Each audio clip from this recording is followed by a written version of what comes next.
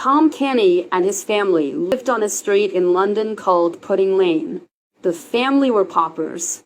They were very poor and lived in one room in an old house. Tom's father, John, was a thief.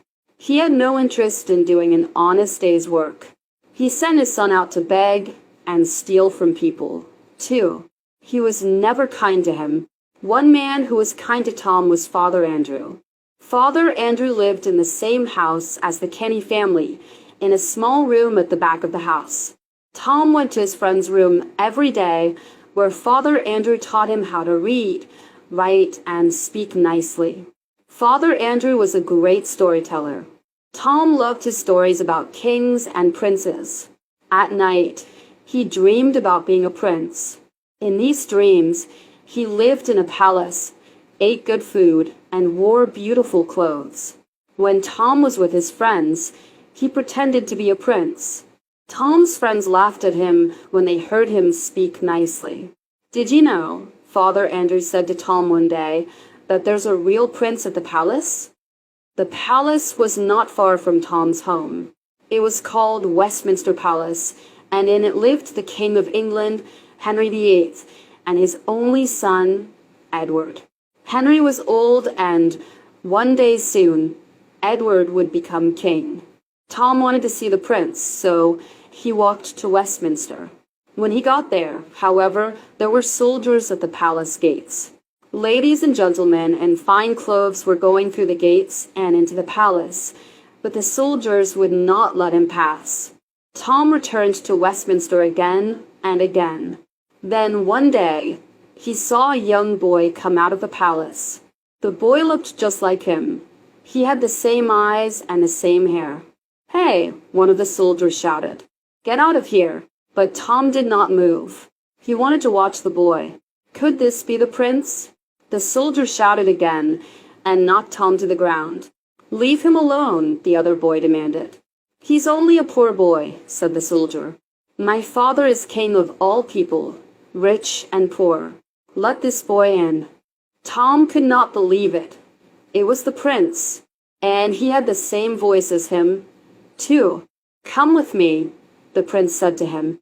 "Are you hungry?" The prince took Tom into the palace and gave him some food. As Tom ate, the prince asked, "I often see you come to the palace. Why do you come?" Tom told the prince about his family and his home on Pudding Lane, but the prince did not believe everything Tom told him. "You all live in one room," he exclaimed. "Why?" "Because we are very poor. I have to beg for money. Sometimes I don't get enough, and my father gets very angry." "That's not fair," said Edward. "What about your family?" Tom asked. Edward told Tom about his mother and sisters. He had 2 sisters, but he did not like one of them because she never played with him. "Do you play with your sisters?" he asked. "Yes, I do," Tom replied. "I play with my friends, too. We play by the river and go swimming." "I would like to do that," said Edward.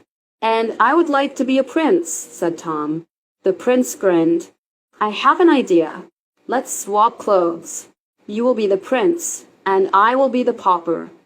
So the boys changed clothes. Edward looked like Tom, and Tom looked like Edward. "What do we do now?" asked Tom. "You stay here in the palace. I'm going to explore the city."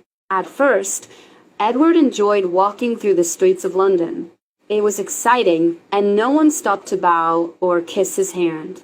Soon, however, he began to feel tired and hungry. "Where can I get some food?" He asked some people, but they ignored him. Edward became afraid. He was alone outside the palace for the first time. Nobody believed he was the prince, and nobody helped him.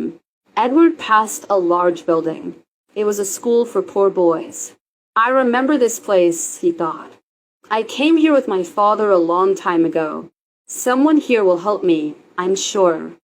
There were some boys playing outside the school. "I am Prince Edward," he said to them. "Tell your teacher to come out here to see me."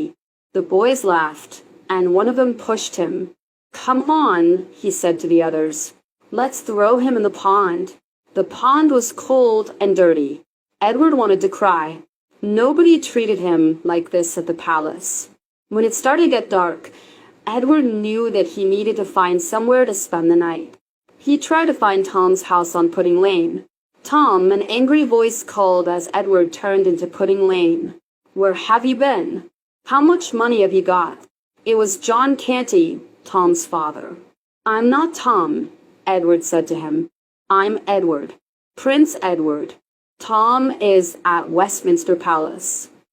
John looked at the boy and, just like the boys at the school, began to laugh. It's true, said Edward. You must take me to my father, the king. Tom's father became angry. You are not the prince, and I am not taking you to Westminster. Tom liked being at Westminster Palace. There were lots of pictures of kings and queens, princes and princesses on the walls. Will Bet and Nan believe my story? He wondered, thinking of his sisters. Time passed, and still the prince did not return. Tom began to worry. What if someone came into the room? I'd better find a way out, he decided. But when he opened the door to the next room, there were 4 gentlemen. They all stood up and bowed when they saw him. Quickly, Tom went back into the first room and closed the door behind him. He waited, trying to listen to the gentlemen. Then, the door opened and a girl appeared. Tom was frightened and tried to hide. What's wrong, Edward? She asked gently. You know you can always talk to your cousin Jane. Tom looked at the girl. She seemed kind. Slowly, he said, I'm not Edward. My name is Tom Canty. I'm just a poor boy from Pudding Lane. Jane looked at him carefully. Come on. Your father wants to see you. My father is here, said Tom, surprised. Why wouldn't he be? She replied. He is the king, after all, and a king's place is in his palace. Tom followed Jane into a very large, very beautiful bedroom. The king was lying in bed. He looked old and unwell. Come here, son, he said to Tom. Tom could not believe it. He was standing right in front of the King of England. Come here, the king said again, getting impatient. What's the matter with you? Tom took a couple of steps forward. I'm sorry, Your Majesty, but I'm not your son. What are you talking about? The king said angrily. Stop this foolish talk. Remember, there is a very important banquet tonight. You must be there. Everyone wants to see the next king. But now, bring me the Great Seal. The what? The Great Seal, boy. I gave it to you 2 days ago. Isn't that right, Lord Hertford? Lord Hertford nodded. Yes, Your Majesty. Well, the king demanded. Where is it? Tom, of course, had no idea where the seal was. My son is not well, the king said as Tom left the room. That's why he can't remember. Soon he will be better, and then he will remember. We will wait. That evening, Tom got ready for the banquet. He dressed in the prince's best clothes, then made his way down to the royal barge. Tom looked at the river and thought about how, as a poor boy, he could play and go swimming in it. Would he ever be able to play and swim in the river again? The royal barge moved slowly down the river to the Guildhall, where the banquet was to take place.